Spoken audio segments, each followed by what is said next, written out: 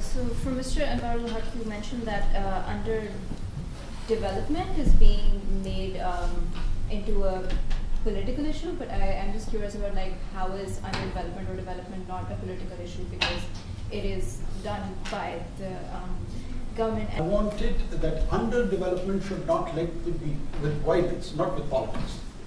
Of course, politics is the central theme to the human society. It's core, be it a religious idea, a secular idea, whatever. 5,000 years of our documented history is all about politics. So we cannot divorce politics. What I'm trying to tell you here is that so much of underdeveloped areas exist in Pakistan, which is most of rural Pakistan. So why they do not have a kind of violent movement towards the center as we are experiencing it here in Balochistan? So there has to be some additional factors to that which needs to be explored. This is where I was trying to indicate to my audience that they should think about. And if they have a question, I'm willing to answer.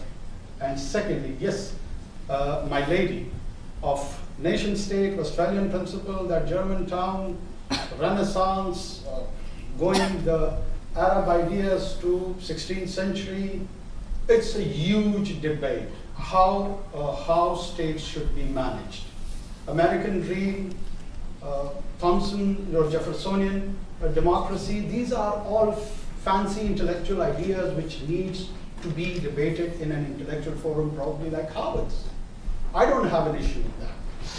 But that cannot be exclusively applied to a small part known as Pakistan. So we need to rearrange the international order. And I welcome that as a global citizen.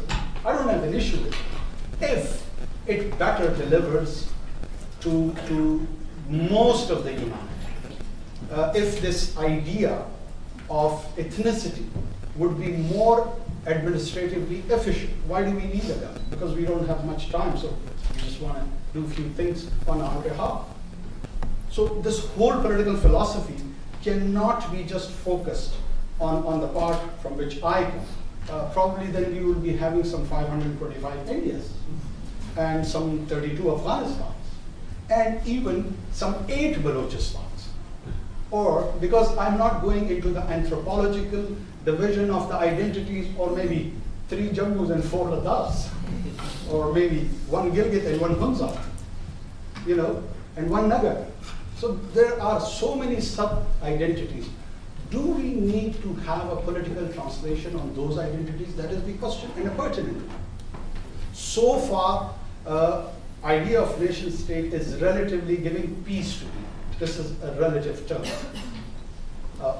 Western hemisphere is experiencing it, and there is less violence to that. And that is the best part, at least, when I see ISS and the other groups, non-states, which is doing as a realist, I would be quite comfortable to live in an umbrella of a nation state.